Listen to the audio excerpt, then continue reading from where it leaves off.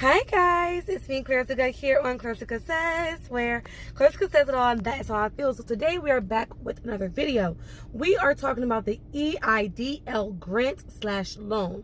And for those of you that have been trying to figure out how to get approved through the application, I am here to help you out. If you are a small business, if you are a business that has a side gig, side hustle, independent contractor, this is for you.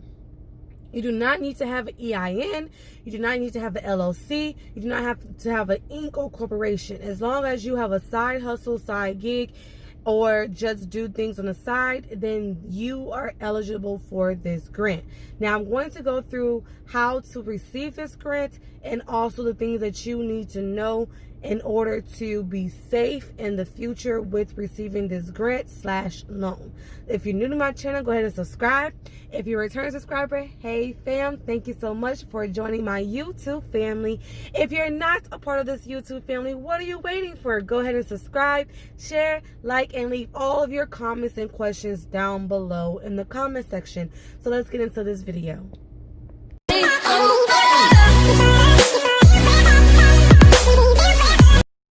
So we are going to start with just typing Eidl grant application into whatever search bar you have. I'm using Google. You can use MSN, Bing, Microsoft. Microsoft is MSN, Internet Explorer. Whatever it is that you're using to search with, you just type in Eidl grant application. So I'm going to click the first option, and then it's going to show me economic injury disaster loan. It says loan, but the $1,000 is the grant. You do not have to take out the loan. They will send you the application email once everything is done on the application that you're going to do, to your email that you put on file, a application for the loan. You do not have to accept the loan. It will also send you an email to create a portal. You do not have to create a portal. All you have to do is do this application. Make sure you put the correct information as far as your banking information is, and whatever that is. And you need to just wait. You do not have to create a portal and do not have to apply for the loan. Now, if you want to do the loan, then that's up to you, but you do not need to. So we're going to go ahead and click here. So here it is. Disaster loan assistance. It's not a loan unless you apply for the loan. This is just a grant of $1,000. So this is the eligible entity verification. And excuse my voice, guys, it's about to go out, but this is a very important video. So I wanted to make sure I got this information out to you. If you are someone that has a actual business, then you can choose these options. Applicant is a business with not more than 500 employees, then I would choose that. But if you are an individual like myself that does business on the side, as a side gig, side hustle, and do not actually have an EIN number, then you will choose applicant is an individual who operates under a sole proprietorship without employees or as an independent contract. Meaning if you put in your taxes under a 1099, then you are eligible to use this as well. But if you do have an EIN, then you can choose any of these options. If you have less than 500 employees, you could choose this. But honestly, guys, even if you do have an EIN, I would still choose this applicant and the individual who operates under sole proprietorship, because everybody that I know has been getting approved for the grant with that option. Next, you're going to go to this entry. You have to click all of these options. If you do not click all of these options, you will not be able to press the continue button. If you want to continue, you have to click all of these options above, okay? So basically, guys,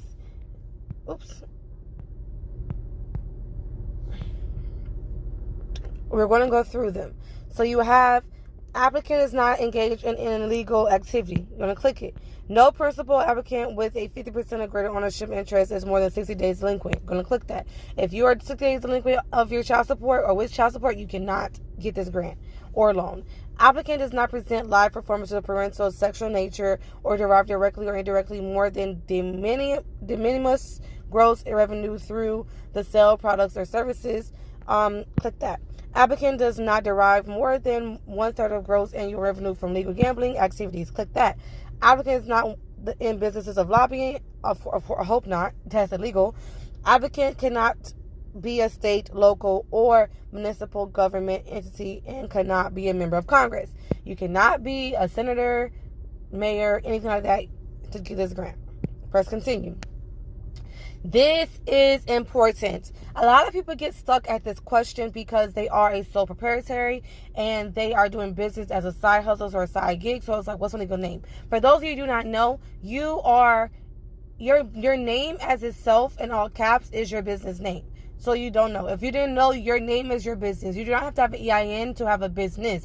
Having a business entity, it just separates your assets and your, everything, your equity assets and your revenue separate from your business. So therefore, if anything happened, you as a personal sole person cannot be affected. Only your business entity could be affected. That's the importance of having an entity of your business. If you wanted to know, you as a sole person already have a business as yourself. That's why you're a sole proprietor of yourself. Excuse me, my voice is about to go. But that is very, very important. You will put there your name, whatever your name is. That's what you will put in this part. So I'm going to put Klarissicasays. For my trade name, if you have a business and you have a trade name, your trade name will be your nickname. So your business may be, I don't know, Klarissicasays Inc., Inc., right? But then my trade name may be K-Says. So people won't go by my name, my business name, Klarissicasays, but they'll go by my trade name, K-Says. So you are a shoe company. Your shoe company may be Most Amazing Shoes, LLC. But your trade name, the name that's on your brand is, I don't know, TLC, Shoes. So whatever your trade name is, that's what you'll put your brand. Whatever your brand or the money that you're making from your business name, that's what you'll put there. I'm going to put Klarissicasays because I'm filling out the application as a side gig. So my side gig is Klarissicasays, which is my name. My name is Klarissicasays. My first and last name is Klarissicasays. So I'm going to put my first and last name as my trade name as well. So if you do not have an EIN in, which I don't, you're going to put your social security number. I am going to put your social security number. So I'm going to put a random social security number, which is not mine.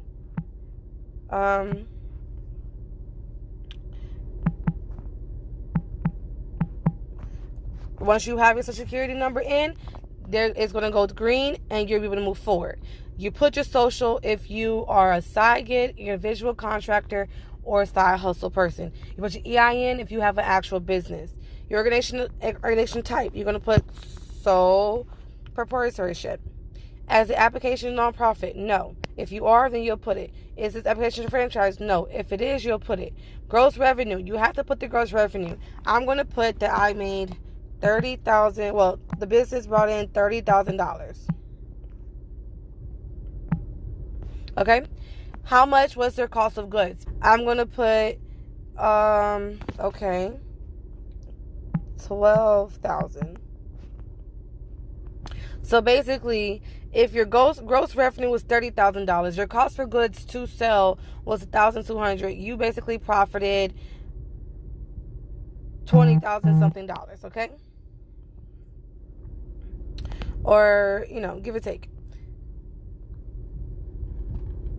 You're not a nonprofit.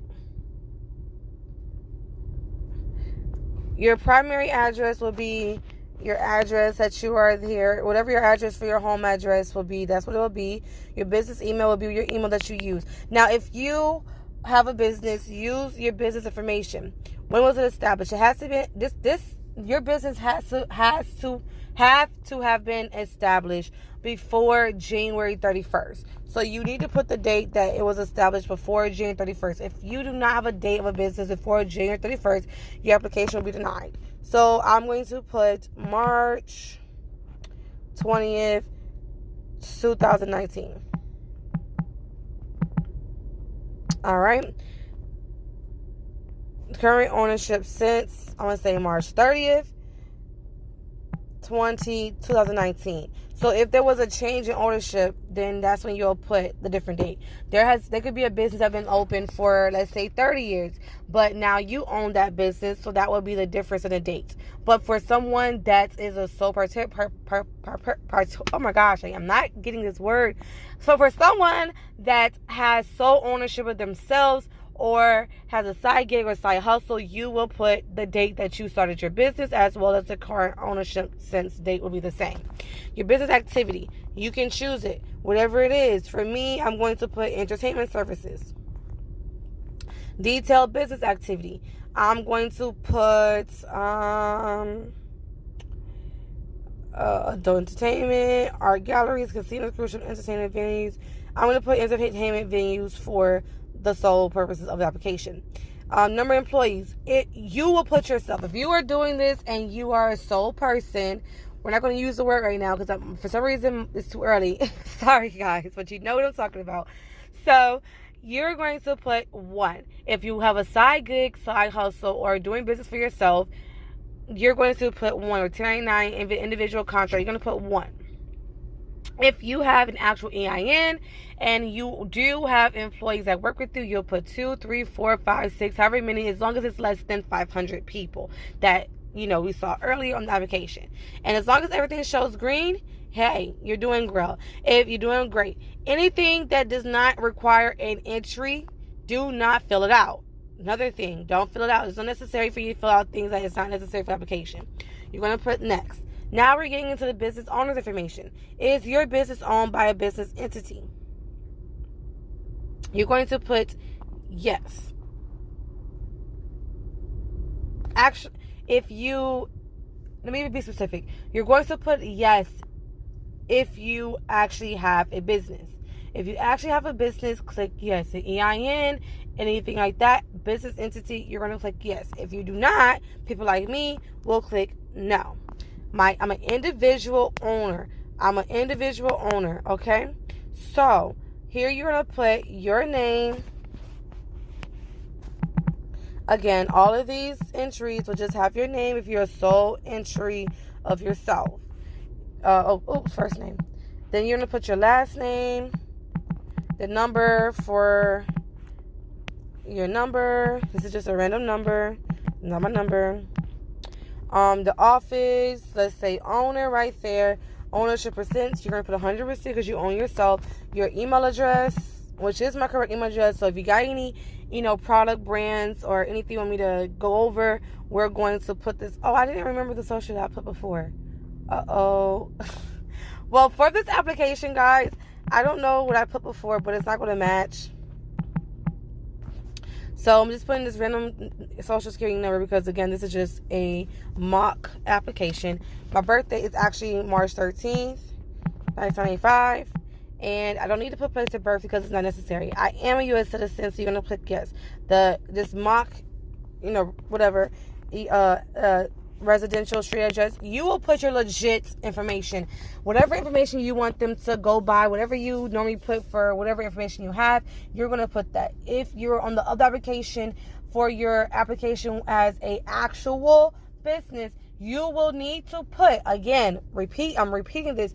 If you are doing this application and you are an actual business, you will need to put your actual business address. Some business addresses are not the same as their home addresses. So make sure you put your actual business address. Everything that is actually matched on your business information, you will put that. Your business information will be needed for your address on your application.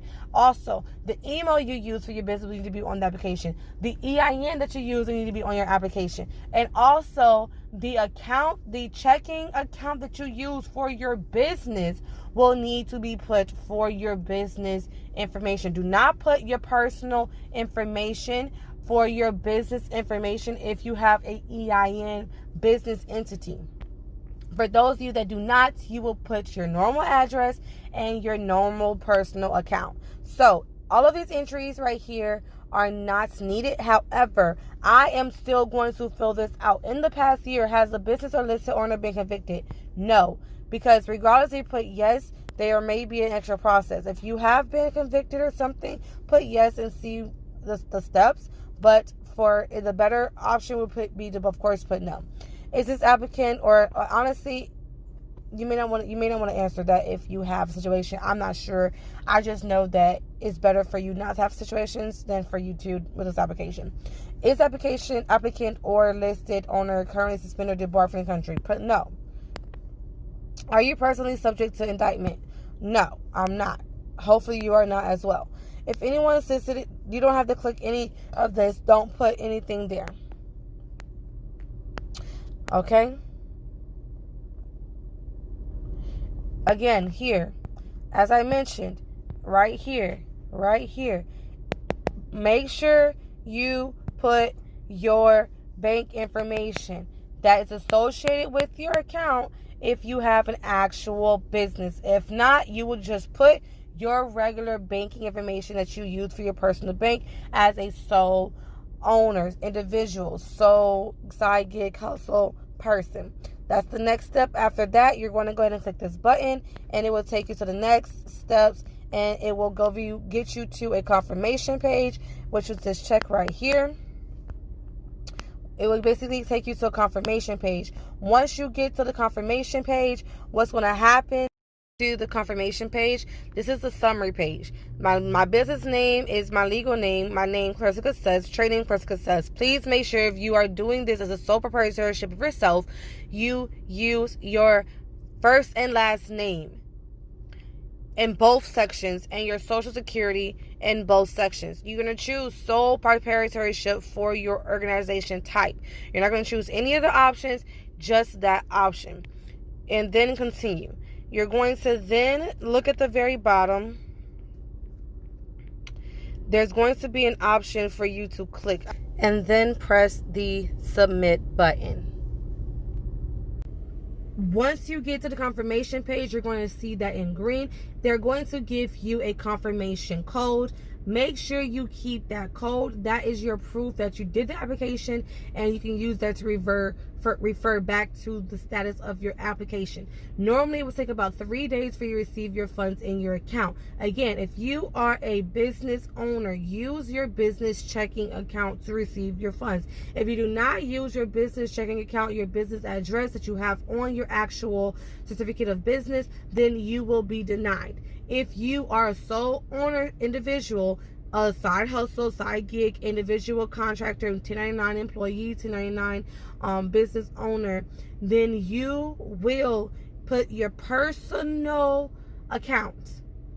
Put your personal account information, and that's how you will go. Disclaimer, you may see a small hit on your credit. However, within a month, you will be able to get those points back. That's for those of you that are about to buy a purchase, a big purchase, small purchase, you may need your credit.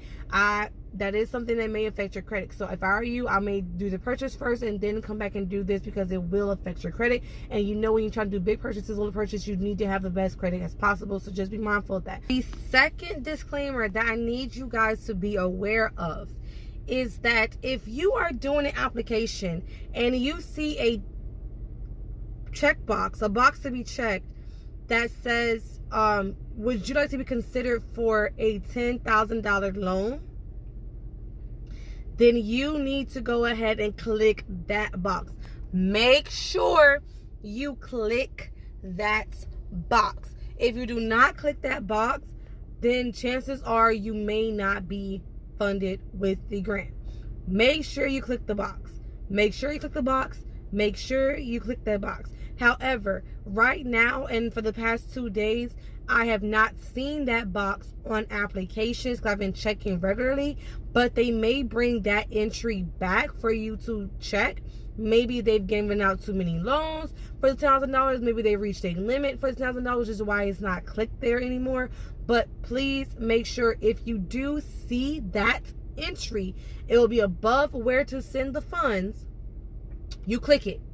If you don't see it, don't worry about it. Like right now, through this example that I'm giving you guys in this mock, it is not there. But just be aware, you may be one of those people that go online. They may opening up, they may put it back on the application. And if it is, and if you are one of those people, make sure you click it. People have been receiving these funds through the grant, regardless if it's there or not. But if it is there, you have to have it. If it's not there, you don't have to click it. But if it's there, you need to click it. Otherwise, you may not get the funds. Okay? Okay. I told you. I know right now you don't see it, but that may be on the application before the where to send the funds. You need to click that if it's on your application. Okay? With that being said, I hope you guys found this video very helpful. I thank you so much for joining my channel today. If you made it this far and you're not subscribed, go ahead and subscribe. Thank you for watching my video. Check out my other videos on my channel. And I hope this video helped you out. And I will see you on my next video. Take care. Bye, guys.